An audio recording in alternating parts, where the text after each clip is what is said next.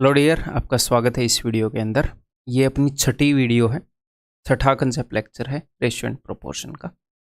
इसके अंदर एक हम बहुत ही शानदार कंसेप्ट पढ़ने वाले हैं जो जनरली बुक्स के अंदर या कहीं पर भी आपको अलग से करवाया नहीं जाता है, इन इक्वेशंस को अलग से। अगर इस कंसेप्ट को हम अलग से करेंगे तो इक्वेशन काफ़ी आसान हो जाएंगे, और अगर हम अलग से नहीं करेंगे तो ये इक्वेशन हमारे सामने मिस्ट्री बने रहते हैं। इस कंसेप्ट के इक्वेशंस कभी भी एकदम से आपके सामने आ जाएंगे तो आपको डर लगेगा, यार ऐसे क्वेश्चन कैसे करूं। तो ये हम बिल्कुल कैटेगराइज करके कोर्स को कर रहे हैं, कैटेगराइज करके क्वेश्चंस को कर रहे हैं, तो ऑफ कोर्स मैंने आपके लिए इकट्ठे किए हैं। ठीक है, तो अगला अपना कंसेप्ट है product and division of ratios. क्या मामला है, क्या कंसेप्ट है, वो मैं आपको बताता हूँ, ध्यान से समझिए। देखो जी, एक एग्जाम्पल लेते हैं। मान लो हमारे पास दो बस हैं, बस 1 और बस 2। क्लियर है? किसी भी बस की जो कमाई है, किसी भी बस की जो अर्निंग है, वो किस चीज़ पर डिपेंड करती है? बस की अर्निंग डिपेंड करती है, या फिर बस का टोटल रेवेन्यू हम बोल दें।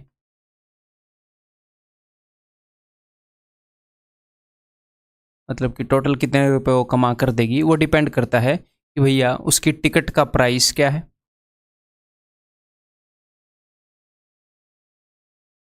और नंबर ऑफ टिकट्स कितनी सेल हो रही है। मान लो आपके सामने एक बस भरी खड़ी है, वो प्लेस ए से प्लेस बी तक जाएगी, तो वो बस उस ट्रिप के दौरान, वो प्लेस ए से प्लेस बी तक जाएगी, तो वो बस उस ट्रिप के दौरान कितने रुपए कमा कर देगी। ये किन दो फैक्टर्स पर डिपेंड करता है कि भैया उसकी टिकट कितनी है यहाँ से लेकर यहाँ तक की, और नंबर ऑफ टिकट कितनी बिकी है, उसके अंदर बंदे कितने बैठे हैं। ठीक है, मान लो उसकी टिकट जो है वो 10 रुपये की है, और उसके अंदर जो बंदे बैठे हैं वो 50 बंदे बैठे हैं, तो टोटल 500 रुपये वो कमा कर दे देगी। उसका जो रेवेन्यू है 500 रुपये हो जाएगा। क्लियर है? आजकल तो तेल का खर्चा भी नहीं निकलेगा, बट ठीक है। तो ऐसे ही मैं दो बसेस का एग्जाम्पल लेता हूं। आपको ये पता चल गया कि जो बस की कमाई है वो टिकट प्राइस पर और नंबर ऑफ टिकट इनके ऊपर डिपेंड करती है। यहां पर हम ये लेकर चलते हैं इस क्वेश्चन के अंदर। ठीक है, तो अपने पास दो बसेस हैं। इन दोनों बसेस के अंदर जो नंबर ऑफ टिकट्स सेल हुई हैं उनका रेशियो है 2:3। For example 2:3। क्लियर है?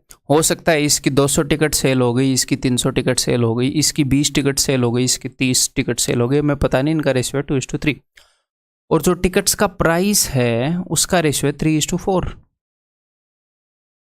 हो सकता है इसकी 3 रुपये की हो, इसकी 4 रुपये की हो, इसकी 300 रुपये की हो, इसकी 400 रुपये की हो, मुझे नहीं पता, लेकिन टिकट का प्राइस है ये। तो इनकी अर्निंग का आप रेशियो निकाल सकते हैं, या फिर इनके रेवेन्यू का, टोटल रुपया जो आएगा आप उसका रेशियो निकाल सकते हैं, क्योंकि रेवेन्यू डिपेंड करता है इन दो चीज़ों पर, इस बस का भी, इस बस का भी, और इन दोनों के प्रोडक्ट पर डिपेंड करता है। तो जब एक क्वांटिटी,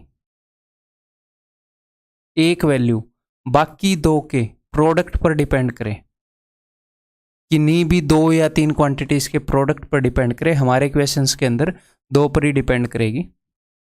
ठीक है, अगर दो अलग अलग सिचुएशन में इनका हमें रेशियो दे दिया तो हम इसका रेशियो निकाल सकते हैं भाई साहब, इन दोनों के रेशियो की गुणा करके। जैसे 2 × 3 6, 3 × 4 12, 6 × 6 6 दूनी 12। इस दूसरी वाली बस की इससे कमाई डबल हो जाएगी।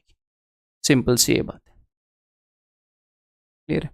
हाँ, और क्या क्या हो सकता है यहाँ पर? और ये हो सकता है सर, आपने तो डिवीजन भी लिखा है, डिवीजन ऑफ रेशियो, सिर्फ प्रोडक्ट नहीं लिखा।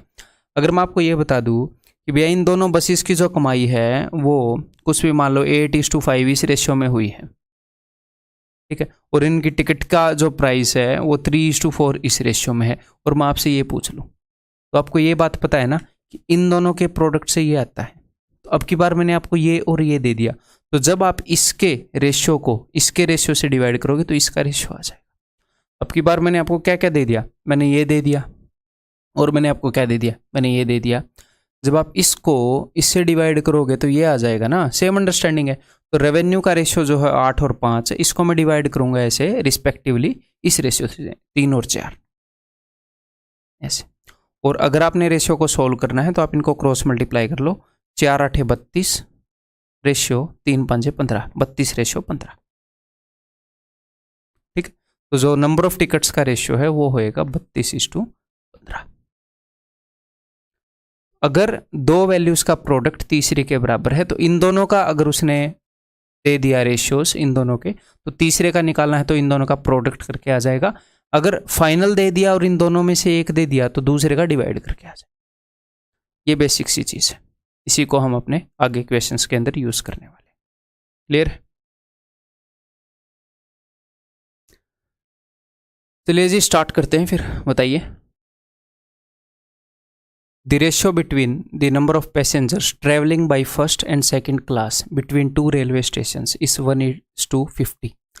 तो the ratio between number of passengers, तो ये क्या है, कितने पैसेंजर्स, पैसेंजर कितने हैं, travelling by first class and second class, this is number of passengers 1:50, इसका रेशियो दे दिया।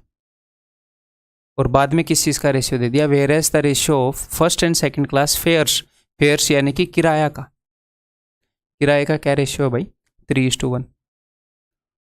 तो थोड़ी देर पहले हमने डिस्कस किया वी आर टोटल, यहाँ पर इसने क्या बताया है, if on a particular day ₹1325 was collected from the passengers travelling between these two stations, इन दोनों स्टेशन में जो पैसेंजर ट्रैवल कर रहे हैं वो इन्हीं क्लासेस के थ्रू ट्रैवल कर रहे हैं, तो जो रुपीज़ कलेक्ट हुए हैं, तो थोड़ी देर पहले मैंने क्या बताया कि जो रुपीज़ कलेक्ट हुए हैं वो किस पर डिपेंड करता है कि किराया कितना है और भैया बंदे कितने बैठते हैं, इन दोनों के प्रोडक्ट पर। तो यही हम करेंगे, 1 × 3 3 रेशियो 50 × 1 50। तो जो रुपीज़ कलेक्ट हुए हैं अगर वो टीयर 1 से, अगर वो क्लास 1 से 3 रुपये इकट्ठे हुए हैं तो क्लास 2 से 50 इकट्ठे हुए होंगे, इसका रेशियो अपने पास आ जाएगा। ठीक है, इसने क्या पूछा, इसने पूछा है what was the amount collected from second class, second class से कितना हुआ होगा। तो सिंपल सी बात है, 50 और 3 53 की वैल्यू दे रखी है, तो 1 यूनिट की वैल्यू हो जाएगी 1325 डिवाइडेड बाई 53, और उसने पूछे 50 यूनिट की वैल्यू। ठीक है भाई, बहुत ही प्यार से बता देंगे।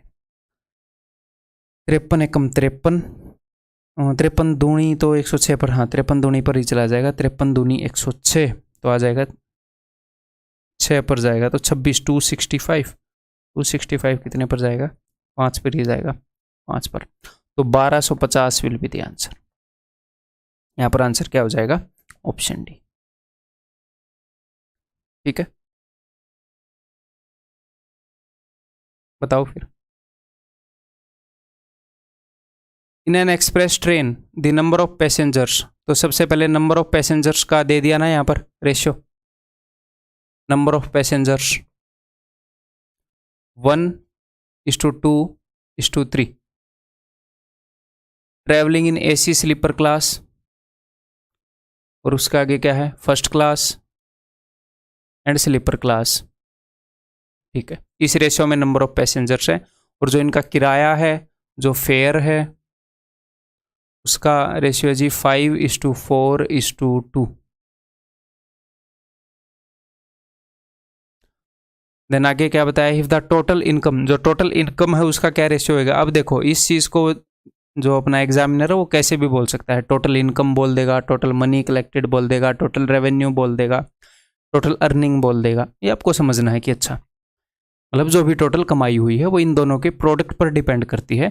तो गुणा करना स्टार्ट करते हैं, 1 5 5, 2 चौके 8, 3 दूनी 6, इस रेशियो में कमाई होगी भाई। उसने क्या बताया, if the total income from this train, इस ट्रेन से जो टोटल इनकम है वो 38,000 है, तो 8 और 6 14 और 5 19, 19 यूनिट को रिप्रेजेंट कर रहा है, तो 19 दूनी 38, 1 यूनिट की वैल्यू क्या होगी, 2000। रियल चीज़ है, 2000 गुना है हमारे इस रेशियो से। ठीक है, then the income from AC sleeper class, तो जो एसी क्लास से होएगी वो 5 का 2000 गुना यानी कि 10,000, ये आंसर हो जाएगा। सिंपल सी बात है, इस कंसेप्ट के ऊपर बेस्ड सबसे इजी क्वेश्चंस हैं। ठीक है, इस टाइप के आएंगे सबसे इजी क्वेश्चन अगर आएंगे तो धीरे धीरे हम अपने लेवल को बढ़ाएंगे हमेशा की तरह। ये बताओ, और इसी कंसेप्ट के ऊपर जो पार्टनरशिप आपका टॉपिक है, रेशियो ऑफ प्रोडक्ट्स, इसी के ऊपर बेस्ड वो पूरा टॉपिक है, लेकिन उसको हम अलग से करेंगे। A person bought some rice and wheat for ₹380, the ratio of weight of rice and wheat. तो वेट का रेशियो उसने बता दिया भैया राइस और व्हीट उसने जिस रेशियो में खरीदा उनके वेट का रेशियो, ये अगर 4 किलो खरीदा तो ये 3 किलो खरीदा, ठीक है। एंड द प्राइस, और प्राइस का रेशियो बता दिया कि किस रेट में मिल रहा है,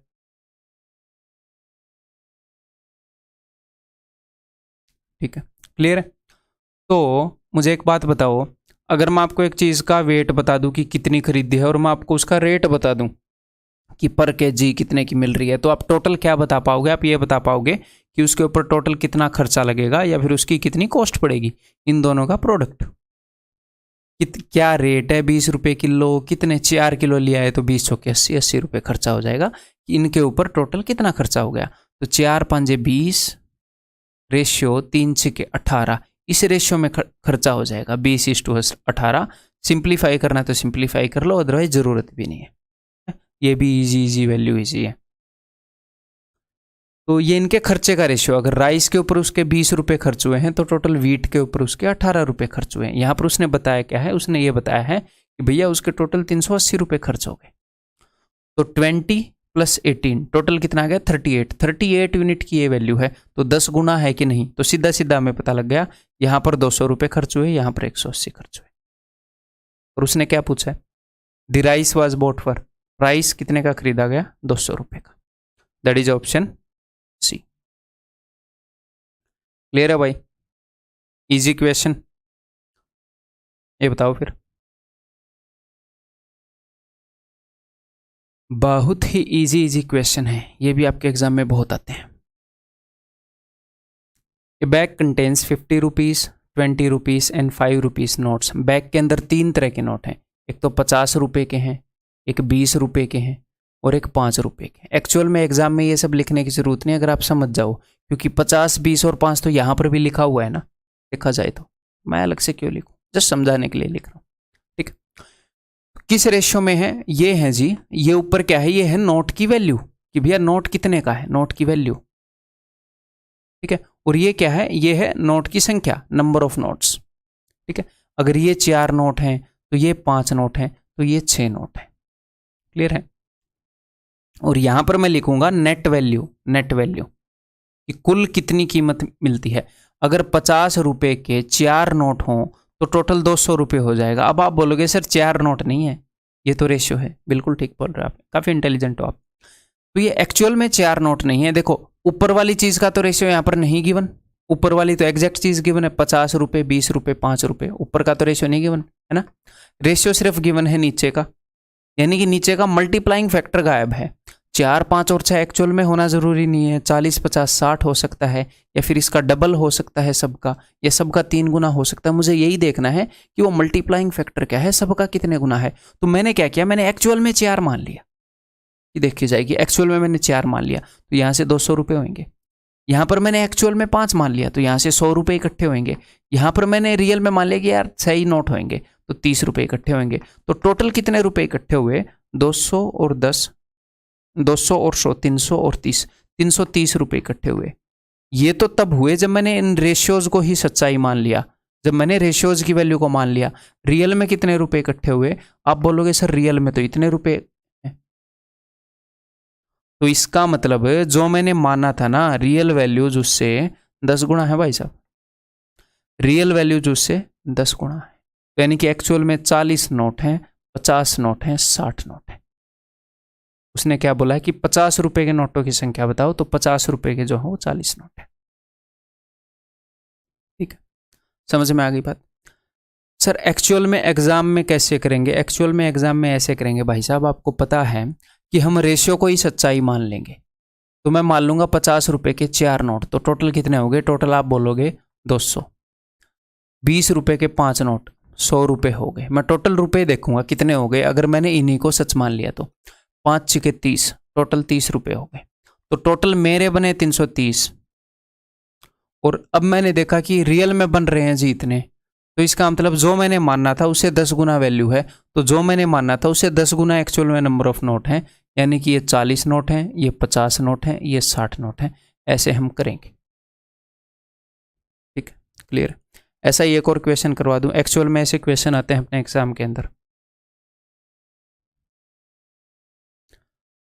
तो इसको डायरेक्टली छोटे तरीके से करने की कोशिश करें फिर ना। देखो, एक बंदे के पास a man has 235 rupees in the form of in coin के फॉर्म में है। 1 रुपये का कॉइन, 50 पैसे का कॉइन, 25 पैसे का कॉइन, और इनका रेशियो क्या है 11:15:20। ये नंबर ऑफ कॉइन का रेशियो है। एक्चुअल में इतने कॉइन नहीं है, लेकिन मैंने मान लिया कि 11 ही कॉइन है। मैं मान लेता हूँ कि ये 11 ही है, 15 ही है, 20 ही है। तो एक्चुअल चीज देखेंगे, इससे 10 गुना निकलेगी, 5 गुना निकलेगी, 4 गुना निकलेगी, क्या निकलेगी। अगर मैं इसको 11 ही मान लूँ तो 1 रुपये के 11 कॉइन, आपने मुझे बताना टोटल बनेंगे कितने। 1 रुपये के 11 सिक्के, तो टोटल 11 रुपये बनेंगे, प्लस 50 पैसे के 15 सिक्के। 50 पैसे है, ये 98 है, ठीक है। हाफ रुपी है, हाफ इंटू 15, यहाँ पर आपको डाउट ना हो जाए, 15/2 यानी कि 7.5 रुपीज।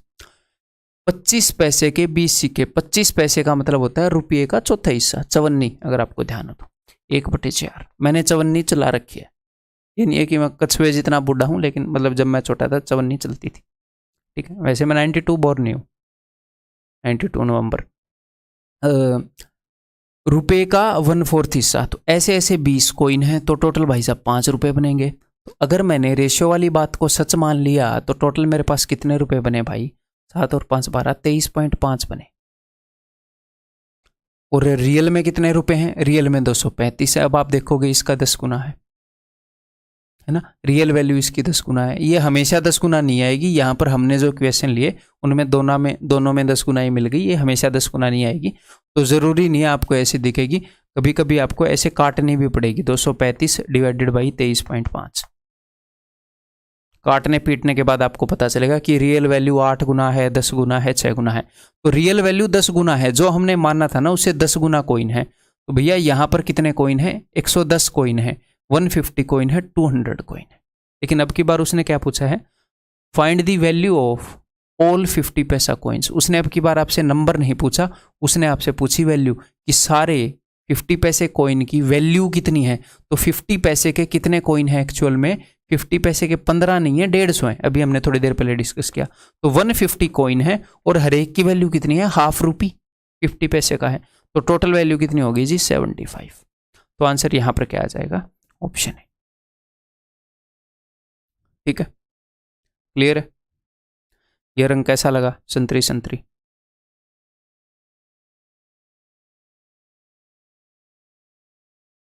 ये बताओ। A batsman missed her century by 4 runs in an innings. 4 run से सेंचुरी मिस हो गई, इसका मतलब है 100 में से 4 गए, 96 रन बनाए। ये क्लियर है। 4 रन से सेंचुरी मिस हो गई, यानी कि सेंचुरी से 4 रन कम बनाए, 100 में से 4 गए, 96। ठीक है।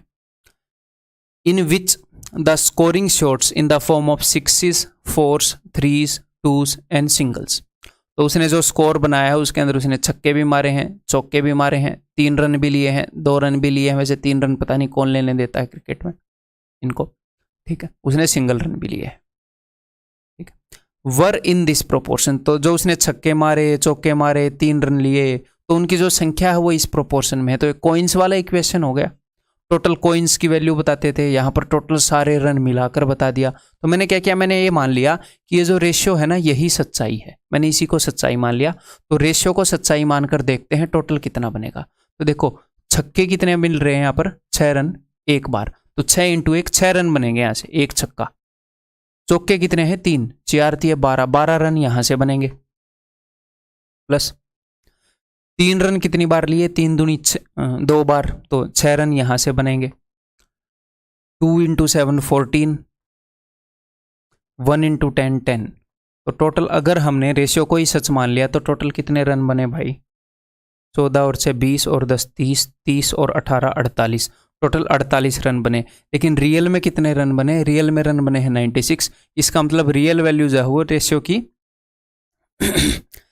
की डबल है, रियल वैल्यू रेशियो की 2 गुना है, ठीक है। यानी कि यहां पर एक्चुअल में उसने 2 छक्के मारे हैं, 6 चौके मारे हैं, हर एक को आप डबल करोगे। How many runs did she score in singles, singles में उसने कितने रन स्कोर किए। तो रेशियो के हिसाब से 10 सिंगल्स ले रखे हैं, लेकिन रियल चीज है डबल है, तो 20 सिंगल ले रखे हैं और एक सिंगल में कितना रन होता है, एक, तो टोटल 20 रन स्कोर किए हैं। यहां पर आंसर क्या आ जाएगा, ए। अगर वो ये पूछते कि how many runs did she score in twos, कि 2-2 रन लेकर कितने स्कोर किए, तो ये नहीं है कि 7 का डबल 14 बता दोगे। उसने 7 बार 2 रन लिए हैं, तो 7 दूनी 14, उसने 14 बार 2 रन लिए हैं और हर एक बार 2 रन लेने से 2 रन मिलते हैं भाई साहब, तो 28 रन हो जाएंगे टोटल। अब सिंगल जो है उसमें तो एक ही रन मिलता है एक बार, तो इसलिए 20 सिंगल में 20, इसलिए मैंने 20 मार दिया। ठीक है, तो ये बात ध्यान रखना, एक्चुअल एसएससी एमटीएस का क्वेश्चन है। ये बताओ, ₹4,536 is divided among 4 men 5 women and 2 boys. The ratio of share of a man, a woman and a boy is this. What is the share of a woman? तो यहाँ पर ये concept कैसे use होगा मैं बता देता हूँ। यहाँ पर ये कंसेप्ट यूज होगा, आपको दिए जाएंगे नंबर ऑफ, मतलब पर्सन, कि भैया मैन कितने हैं, वीमेन कितनी है, चिल्ड्रन कितने हैं। ठीक है, मैन वीमेन बॉयज कितने हैं, और फिर आपको दी जाएगी उनकी डेली वेज, यानी कि रोज की कितनी कमाई है। तो अगर मैं आपको ये बताऊं कि भैया यहाँ पर टोटल 100 रुपये कमाता है एक बंदा, फॉर एग्जाम्पल एक बंदा 100 रुपये कमाता है और नंबर ऑफ पर्सनस और ऐसे ऐसे 5 बंदे हैं, तो रोज जो टोटल कॉस्ट पड़ेगी मैन के ऊपर वो कितनी पड़ेगी। 5 मैन है और 100 रुपये कमाते हैं रोज, है तो एक दिन में कितनी कॉस्ट पड़ जाएगी, 500 रुपये पड़ जाएगी ना। अगर मैन मैन के ऊपर मैं देखूँ तो, अगर बंदे लोगों पर देखूँ, औरतों पर ना देखूँ, आदमियों पर देखूँ तो। ठीक है, तो इसीलिए जो टोटल कॉस्ट पड़ेगी ना वो प्रोडक्ट होएगा कि भैया डेली रोज की कमाई कितनी है और भैया बंदे कितने हैं, मतलब कि एक बंदे की कमाई कितनी है और बंदे कितने हैं, ऐसे हम बोल सकते हैं। एक बंदे की कमाई कितनी है और बंदे कितने हैं, उससे पता लगेगा कि मैन पर सारा कितना खर्चा आया, वीमेन पर सारा कितना खर्चा आया। अब इस समझ को लेते हुए आप इसको कर दो जरा। तो यहाँ पर इसने क्या बताया है कि 4,536 रुपये डिवाइड किए गए हैं। ठीक है भाई, अमंग 4 मैन, 4 बंदे हैं, 5 वीमेन है, 2 बॉयज हैं। The ratio of share of a man, एक मैन को कितने रुपए देते हैं, अगर 7 यूनिट देते हैं, एक वीमेन को 4 यूनिट और एक बॉय को 3 यूनिट। तो मैंने यही मान लिया कि मैन को 7 रुपये, देखो या तो हमारे पास दोनों जगह रेशियो हो, हमारे पास दोनों जगह रेशियो नहीं है, ऊपर एग्जैक्ट बता रखा 4 मैन 5 वीमेन 2 बॉयज। अब की बार एक्चुअल वैल्यू जितने गुणा निकलेगी ना वो इसका मल्टीप्लाइंग फैक्टर निकलेगा, क्योंकि ऊपर तो रेशियो है नहीं, एक ही जगह रेशियो है। तो इसलिए जब एक ही जगह रेशियो हो तो मैं क्या मान लेता हूँ, इसको रियल में यही मान लेते हैं, इजीली आंसर आ जाता है। तो मैंने मान लिया कि एक मैन का जो शेयर है, the ratio of share of a man, एक मैन को अगर 7 रुपये मिलते हैं तो एक वुमेन को 4 रुपये और एक बॉय को 3 रुपये। तो अब हम देखेंगे कितना खर्चा बनेगा। तो 4 मैन है, हर एक को 7 रुपये मिलते हैं, तो 28 रुपये खर्चा बन जाएगा भाई, और 5 चौके 20, औरतों पर 20 बन जाएगा, और बच्चों पर 2 3 6, बच्चों पर 6 बन जाएगा। तो टोटल कितना खर्चा बन जाएगा, 20 और 20 40 और 14 54, टोटल 54 रुपीज़ खर्चा बन जाएगा। लेकिन एक्चुअल में कितना है कॉस्ट, एक्चुअल में इतनी कॉस्ट है, तो रियल वैल्यूज कितने गुना है, रियल वैल्यूज इतने गुना है। मैं इसको निकालूंगा नहीं, निकालने की जरूरत नहीं, देखते हैं क्या पूछ रहा है। What is the share of A women, एक वीमेन का शेयर कितना है। ओके, तो रियल वैल्यूज इतने गुना है, मैंने निकाला नहीं है कितने गुना है, और मुझे निकालना क्या है, मुझे निकालना है कि एक वीमेन का शेयर कितना है। एक वीमेन का शेयर है ये 4, तो मैं इसको गुणा करूंगा 4। अब अगर आपको कोई डाउट है तो मैं फिर से बताता हूँ। देखो मैंने क्या किया, मैंने एक्चुअल में 7 रुपीज़ मान लिए, 4 रुपीज़ मान लिए, 3 रुपीज़ मान लिए। ठीक है, तो यहाँ से अगर मैंने ऐसे ही माना तो आ गई 54। तो अब मुझे पता चलेगा कि एक्चुअल चीज़ें कितने गुना है, तो यहाँ पर कुछ ना कुछ आएगा, और उसको मैं किससे डिवाइड करूँ, उसको मैं किससे गुणा करूँगा। अगर आपको वीमेन का बताना है तो 4 से गुणा करूँगा, लेकिन ये मैंने निकाला नहीं है, मैंने ऐसे ही रख लिया इंटू 4। कई बार यहाँ से भी कट के मदद मिल जाती है, ठीक है, इसलिए मैं काट नहीं रहा। तो अब इसको सॉल्व कर लेते हैं। 9 छके 54, 9 5 45, 9 चौके 36, 6 से कटेगा क्या, कटेगा 6 8 48, 6 चौके 24, 4 चौके 16, 4 8 32 और 1 33, 336 रुपये है एक वीमेन की। दैट इज ऑप्शन है। क्लियर है जी, ठीक है, ये बताइए। Tell me this.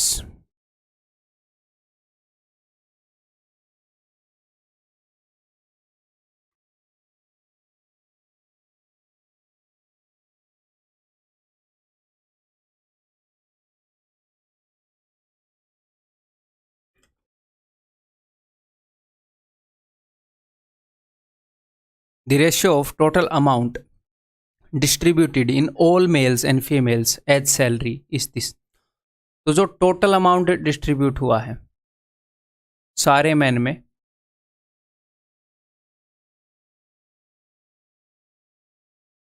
एग्जाम में ऐसे लिखेंगे नहीं टोटल अमाउंट, जस्ट मैं आपको समझाने के लिए कर रहा हूँ, अदरवाइज मुझे पता है किस चीज़ को किससे डिवाइड करना है, आपको भी ये पता होना चाहिए। The ratio of total amount, या फिर ऐसे भी ना लिखते हैं, ऐसे वहीं से समझ डेवलप करते हैं। तो इसने हमें बताया है टोटल अमाउंट का रेशियो कि भैया सारे मेल्स में और सारी फीमेल्स में, यानी कि सारे मेल्स को अगर 6 यूनिट मिले तो सारी फीमेल्स को 5 यूनिट मिले हैं। While the ratio of salary of each male and female each, हर एक की सैलरी उसने बताई है इतनी है, और उसने पूछा क्या है, find the ratio of number of males. तो मुझे एक बात बताओ यहाँ पर, नंबर, ये जो टोटल अमाउंट है मेल पर या फीमेल पर, टोटल अमाउंट कितना खर्च होगा ये कैसे पता चलेगा? ये पता चलेगा भैया नंबर ऑफ मेल या फीमेल कितने हैं और हर एक की सैलरी कितनी है।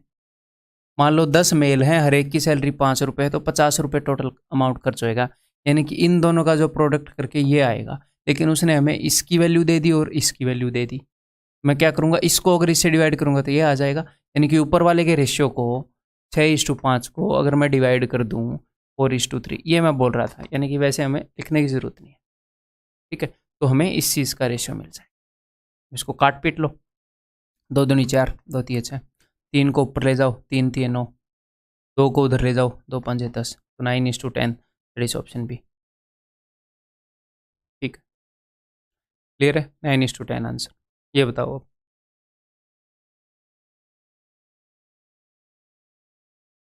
Contractor employed 25 labours in a job. He was paid ₹275 for the whole work, for the work. Okay. After retaining 20% of this sum, 20% उसने खुद के पास रख लिया, कॉन्ट्रैक्टर है ना, अपनी फीस भी तो कटेगा। He distributed the remaining amount amongst the laborers. If the number of men to women laborers was in the ratio 2:3 and their wages are in the ratio 5:4, तो देखो ऊपर क्या गिवन है, ऊपर गिवन है number of man to women. अब मैं यहाँ पर ये डायग्राम नहीं बनाऊंगा, मैं चाहता हूँ आपको मैं यहीं से करा दूँ ताकि आपको भी ऐसी आदत पड़ जाए इस टाइप के क्वेश्चन में। Number of man to women यहाँ पर बताई है कि मैन कितने हैं, वीमेन कितनी है, 2 मैन हैं तो 3 वीमेन। आगे क्या बताया है, एंड देयर वेजिस, और वो कितने रुपए ले रहे हैं, एक बंदा 5 रुपए ले रहा है तो एक औरत 4 रुपए ले रही है, ठीक है। तो टोटल खर्चा इन्हीं 2 चीज़ों पर डिपेंड करता है ना, कि सारे मैन पर मिलाकर कितना खर्चा होएगा, वो किस पर डिपेंड करता है, एक मैन कितने रुपए ले रहा है और मैन हैं कितने। इन दोनों रेशियोज को अगर मैं मल्टीप्लाई कर दूं तो मुझे मिल जाएगा भैया टोटल खर्चा मेल पर, यहां पर क्या लिखा है, मैन लिखा है, क्या लिखा है यहाँ पर, मैन वीमेन लिखा है, हाँ मैन। टोटल खर्चा सारे मैन पर और सारी वीमेन पर कितना है उसका रेशियो आ जाएगा इन दोनों के प्रोडक्ट को मल्टीप्लाई करके। क्लियर है? तो 2 5 10 और 3 चौके 12, ठीक है। अगर सारे मैन पर 10 रुपये खर्च हो रहे हैं तो सारे वीमेन पर 12 रुपये खर्च हो रहे हैं। क्लियर है? हाँ जी।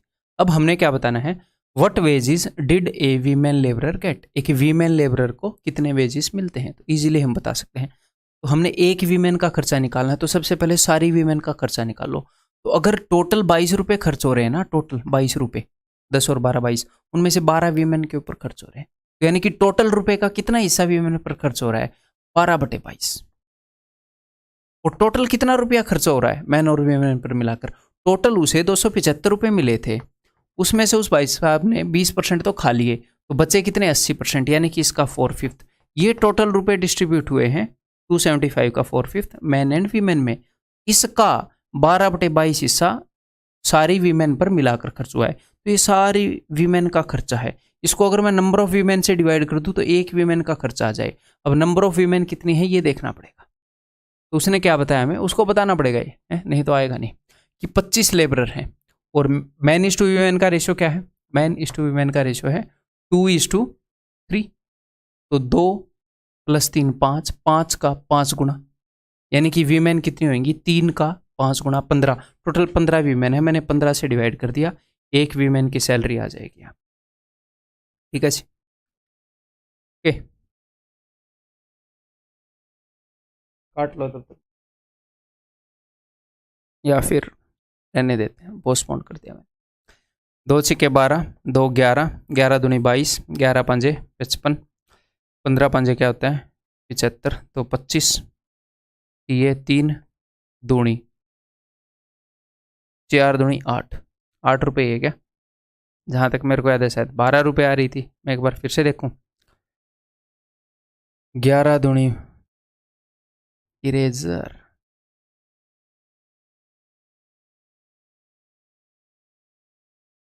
ये क्या था 22 था ना, 2 सिक्के 2 से 11 पर, 11 दूनी 22, 11 पंजे, तो 15 पंजे 75, 25 ये 75, 3 दूनी 6, 4 दूनी 8, 8 रुपये आ रही है एक वीमेन की, दैट इज ऑप्शन बी।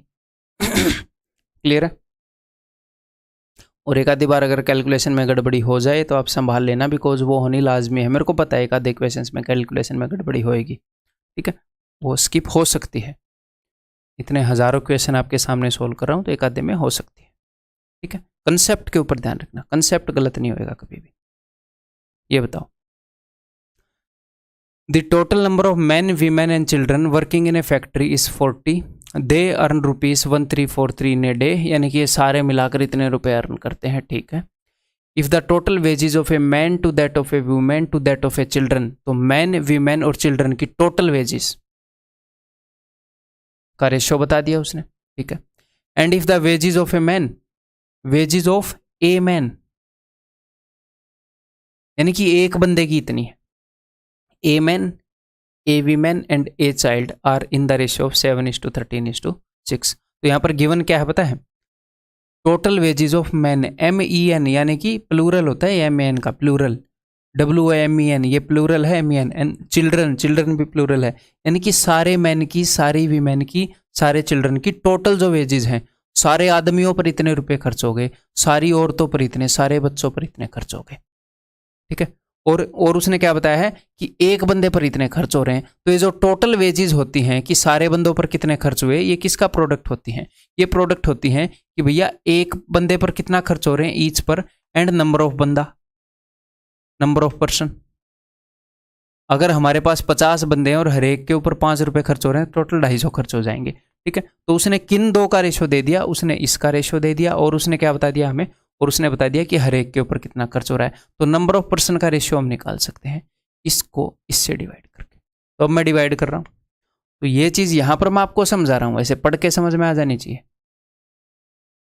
ठीक है। तो 35, 26, 18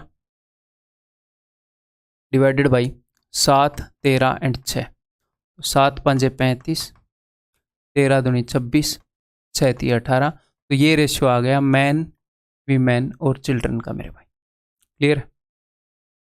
अब इसने पूछा क्या हमसे, then how much does a child earn, एक बच्चा कितने अर्न करता है। तो पहले तो मैं निकालूंगा कि सारे बच्चों पर कितने खर्च हो रहे हैं, फिर मैं एक बच्चे का निकालूंगा, ठीक है जी। तो सारे टोटल कितने रुपए हैं, टोटल रुपए हैं जी 1343, ये 1343। ये सारे रुपए जब खर्च कर रहे हैं, उनमें से 35 यूनिट मैन पर खर्च हो रहे हैं, 26 यूनिट वीमेन पर, और इतने रुपए चिल्ड्रन पर, तो 18 रुपए खर्च हो रहे हैं चिल्ड्रन पर। टोटल कितने में से, इन सबको मैं ऐड करूंगा, तो 3 और 2 5 और 1 6, 60, 8 और 5 13 और 6 19, 79। तो चिल्ड्रन के ऊपर 18 आउट ऑफ 79 इतना रुपया खर्च हो रहा है, सारे बच्चों पर मिलाकर, सारे बच्चों पर, ये सारे बच्चों पर। अब मैं इसको डिवाइड करूंगा कि बच्चे कितने हैं, ताकि एक बच्चे की आ जाए। तो अब देखते हैं भैया, ये तो उसका रेशियो था ना नंबर ऑफ पर्सन्स का, कि मैन कितने हैं, वीमेन कितने हैं, चिल्ड्रन कितने हैं। तो 5 और 2 7 और 3 10, अगर टोटल 10 यूनिट हैं तो ये बोल रहा है 40 है, तो 10 का 4 गुना है, एक्चुअल चीज़ें 4 गुना है, तो यानी कि चिल्ड्रन 3 का 4 गुना 12 है, तो मैं 12 से डिवाइड कर दूंगा, हर एक बच्चे की आ जाएगी, खत्म कहानी। The story is and. 6 × 18, 6 दूनी 12, 79। 79 एक पर ही जाएगा, तो ये वैसे 21 कम है, 21 और 43 ही हो जाएगा। 21 और ये 55, 5, 53 कितने पर जाएगा ये? 7 पर। 7 नहीं में 63, 7, 49, हाँ 7 पर जाएगा ये। ठीक है, तो 51/2 यानी कि 25.5। Where is 25.5? Option D. ठीक है जी, क्लियर है? ये बता दो। ये आपने बता दिया तो मज़ा आ जाएगा, और आप बता दोगे इसलिए। पॉज करके ट्राई करो। उम्मीद है कि आपने ट्राई किया होगा। अब एक बार हिंट दे देता हूँ।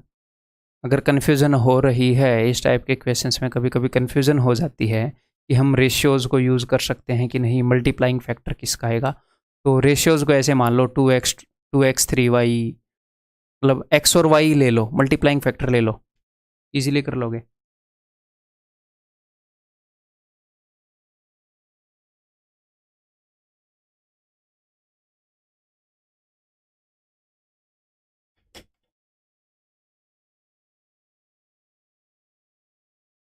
मल्टीप्लाइंग फैक्टर लेके ट्राई किया।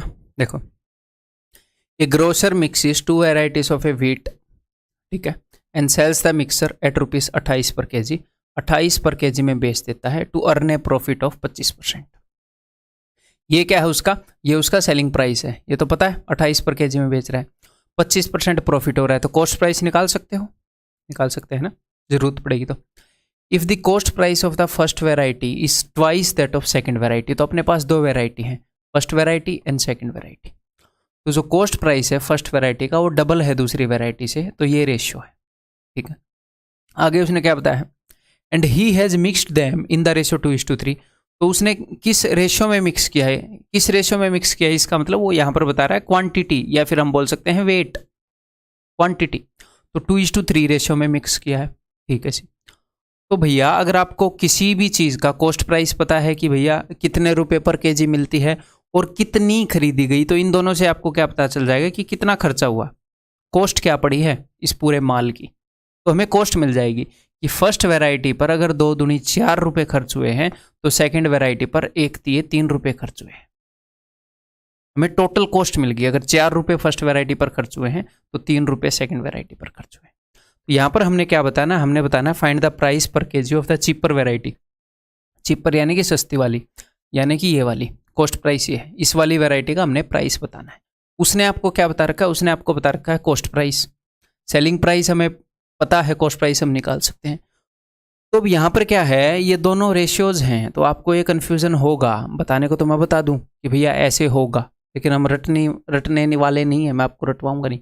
ठीक है, तो जब भी ऐसा कन्फ्यूज़न हो तो आप क्या करो, आप एग्जैक्ट वैल्यूज़ मान लो कि कॉस्ट प्राइस जो है वो 2x और 1x है, और बिकॉज ये अलग रेशियो है, ये अलग रेशियो है, तो अब मैं एग्जैक्ट वैल्यूज़ मान रहा हूँ। तो वेट मैंने मान लिया 2y और 3y अलग अलग रेशियो हैं, तो ये क्या आ जाएगा 2 × 2 4xy।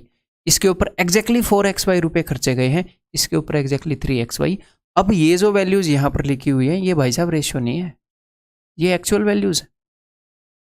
मैंने मल्टीप्लाइंग फैक्टर को ले लिया ना, ये एक्चुअल वैल्यूज़ हैं। तो देखो अब करते हैं खेल।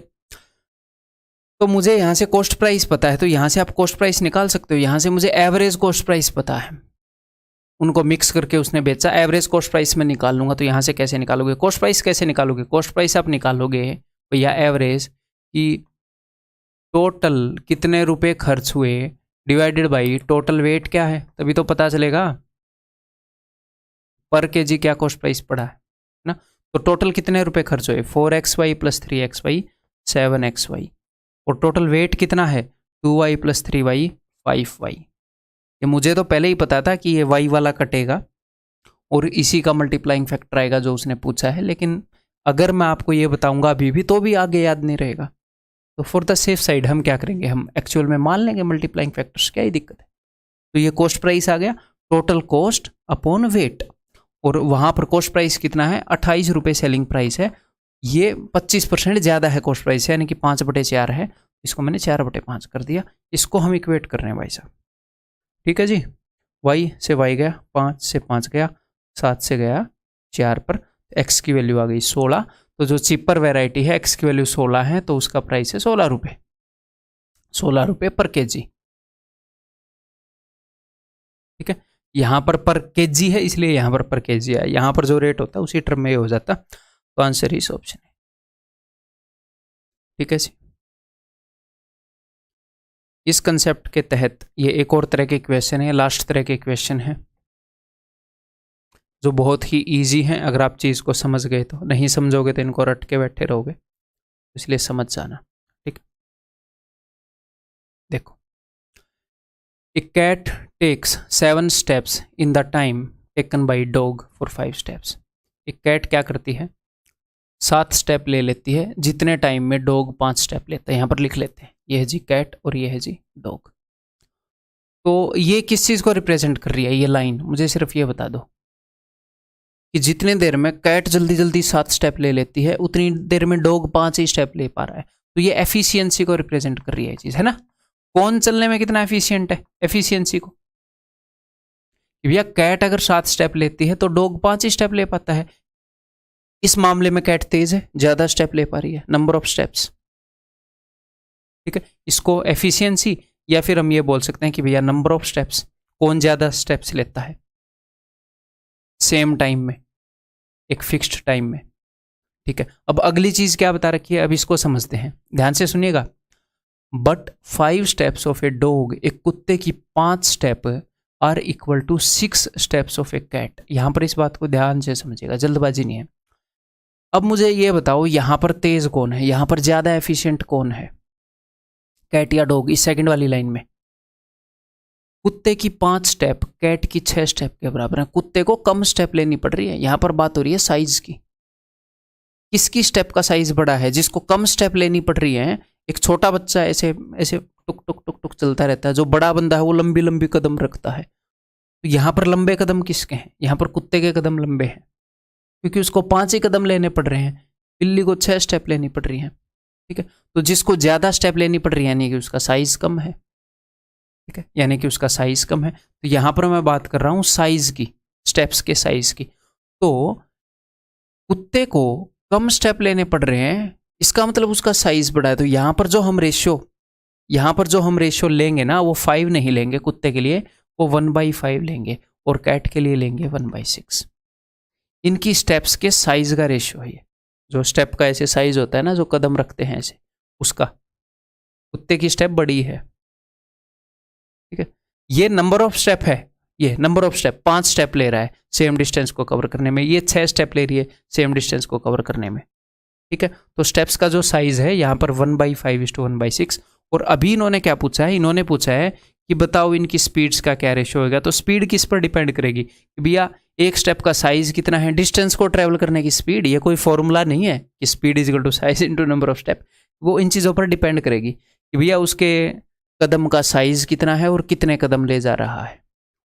जितना ज़्यादा बड़ा साइज है कदम का उतनी ही ज़्यादा स्पीड होगी, जितने ज़्यादा स्टेप्स ले पा रहा है फुर्ती से उतनी ही ज़्यादा स्पीड होगी। तो इन दोनों के प्रोडक्ट पर, तो इन दोनों का प्रोडक्ट क्या होगा, 7 × 1/6 7/6, 5 × 1/5 5। तो इस 6 को उधर भेज दोगे, 5 × 1/5, ऐसे ही है गए।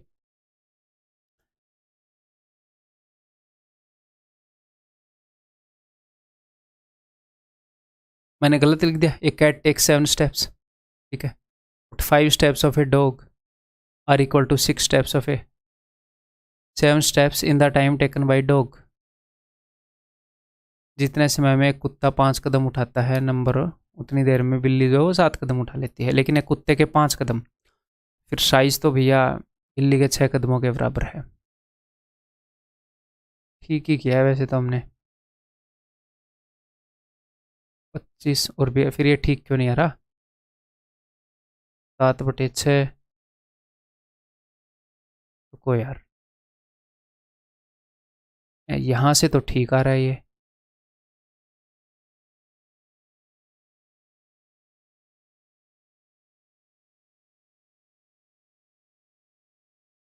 कंफ्यूज्ड क्यों, यहाँ से ठीक तो आ रहा है, ये 5 ऊपर चला जाएगा, 6 ऊपर चला जाएगा। 5 और 6, 7:6 आ जाएगा। अच्छा, तो 7/6, 5/5 1, तो 7:6। हाँ, तो 7:6 आंसर हो जाएगा, ऑप्शन सी। हाँ, मैं दूसरा आंसर सोच रहा था, मैं सोच रहा था कि 42:25 होएगा, यानी कि इस क्वेश्चन की वैल्यू बदल दी क्या मैंने बाद में, या फिर वो दूसरा क्वेश्चन होएगा। पहले का याद है मेरे को, काफ़ी पहले का। एक बार फिर से मैं देख लेता हूँ दूसरे अंदाज में। जितने समय में कुत्ता 5 कदम उठा रहा है, ठीक है, उतने समय में बिल्ली 7। तो यहाँ पर तो भैया ये कुत्ता है, ये बिल्ली है, बिल्ली तेज निकली, ठीक है। लेकिन एक कुत्ते के 5 कदम, यहाँ पर कुत्ता तेज निकला कम कदम, तो मैं कुत्ते के कदम, कुत्ता तेज निकला तो कुत्ते को मैं बड़ी वैल्यू दे दूंगा और बिल्ली को दे दूंगा छोटी। 5 से 5 गया 6:7। तो कुत्ता इज 6, कुत्ता इज 6, बिल्ली इज टू 7। दोनों तरीके से करके देख लिया है, आंसर इस ऑप्शन सी। क्लियर है? ये सवाल, यही सवाल पिछले वाला दूसरी वैल्यू से पहले मेरे पास था, तो कभी कभी आंसर याद हो जाते हैं ना, टिपिकल सवाल हैं ये। तो चलिए जी, ये बताइए, exactly same concept. 3 cats are roaming in a zoo in such a way that when cat A takes 5 steps, जब cat A 5 स्टेप लेती है तो cat B 6 स्टेप लेती है, cat C 7 स्टेप लेती है। तो यहाँ पर बताई गई है उनकी स्टेप्स लेने की एफिशिएंसी। जो ज़्यादा स्टेप ले लेगी उतने ही टाइम में वो ज़्यादा एफिशिएंट है। तो यहाँ पर है कैट ए, यहाँ पर कैट बी, यहाँ पर कैट सी। ये जब 5 स्टेप लेती है तो ये लेती है जी 6 स्टेप, और ये लेती है मेरे भाई 7 स्टेप। अब आगे बताया गया है नंबर ऑफ स्टेप्स, कि जब कैट ए 6 स्टेप लेती है, कैट ए की जो 6 स्टेप हैं are equal to 7 step of B. एक बात बताओ, जिस बंदे को ज़्यादा स्टेप लेकर दूसरे बंदे की बराबरी करनी पड़ रही है, यानी कि उसकी स्टेप्स छोटी हैं, तो यहाँ पर जो साइज है, अब यहाँ पर स्टेप्स का साइज की मैं बात कर रहा हूँ, तो जिसको बड़ी वैल्यू मिली है ये मत मानना उसका साइज बड़ा है, जिसको बड़ी वैल्यू मिली है उसके तो कदम छोटे हैं। ये नंबर ऑफ कदम है, 7 कदम लेकर उसको बराबरी करनी पड़ रही है। एक्चुअल में साइज क्या होएगा, इनके इनवर्सली प्रोपोर्शनल होएगा।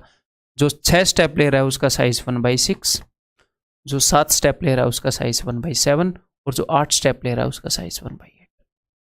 तो इनकी स्पीड इन दोनों के प्रोडक्ट के ऊपर डिपेंड करेगी, ठीक है। जब आप ऐसे ऐसे 3 इक्वेशन कर लोगे तो मुझे डायरेक्टली पता है कि करना क्या है। मुझे ये पता है कि 5/6 आएगा, 6/7 आएगा, 7/8 आएगा। बेसिकली ऊपर वाले रेशियो को इन नीचे वाले रेशियो से डिवाइड करना है। लेकिन मैं आपको समझ बता रहा हूँ कि समझ क्या है, ठीक है। अब इसको सोल्व करते हैं जी। एलसीएम लिवाएंगे अभी, और तो क्या ही करेंगे। तो भैया जब भी ऐसी सिचुएशन आ जाए, ठीक है, तो यहाँ पर मैं कर क्या रहा हूँ, मैं मन ही मन में 6 × 7 × 8 से मल्टीप्लाई कर रहा हूँ। तो जब 6 × 7 × 8 को जब मैं यहाँ इससे मल्टीप्लाई करूँगा पहले वाले से, तो 6 से 6 कट जाएगा। तो मैं एक्चुअल में मैं ऐसे लिखता नहीं, मुझे पता है कि 5 की गुणा में इस 6 को छोड़कर बाकी 2 को ले आओ, रेशियो। 6 की गुणा में इसके नीचे वाले को छोड़कर बाकी 2 को ले आओ, रेशियो।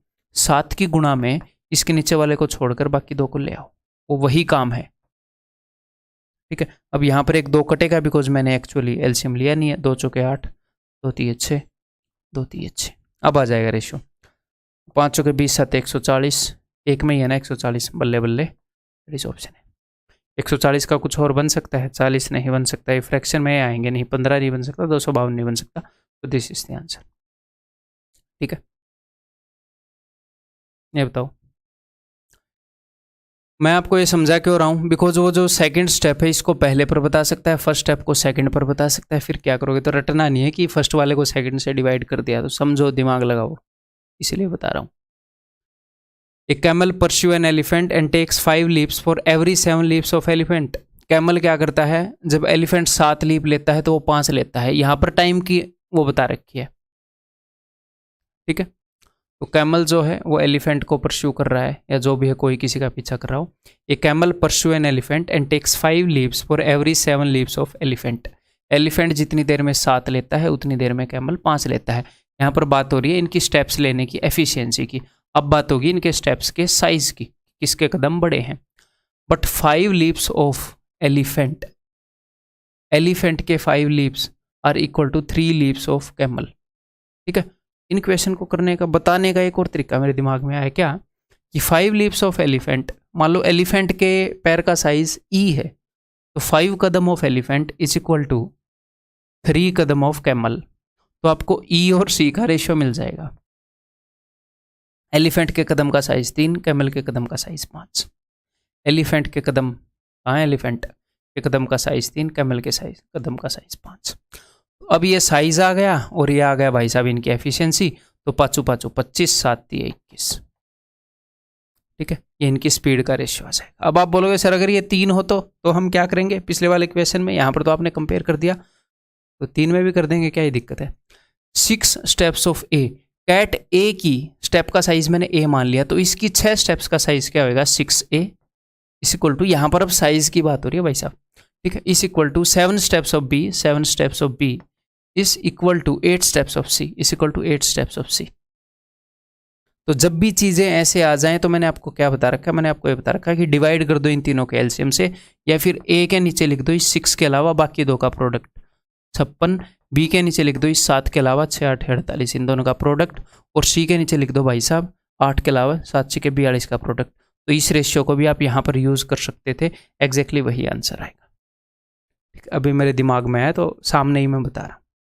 तो कंसेप्ट क्लियर होने का क्या फ़ायदा होता है कि मेरे को आंसर चेक नहीं करना इस रेशियो से ठीक आएगा कि नहीं, मुझे पता है आएगा, मैं पहली बार बता रहा हूँ फिर भी पता है आएगा, कंसेप्ट क्लैरिटी के कारण, बिकॉज बात सेम ही है, कुछ नई बात भी नहीं है। ठीक है, क्लियर है। तो ये अपना कंसेप्ट लेक्चर खत्म होता है रेशियो ऑफ प्रोडक्ट्स का। इसी कंसेप्ट को हम कंटिन्यू करेंगे पार्टनरशिप के अंदर, ठीक है से, और बाकी इसके बाद अगले कंसेप्ट लेक्चर के अंदर मिलते हैं। Bye bye, take care.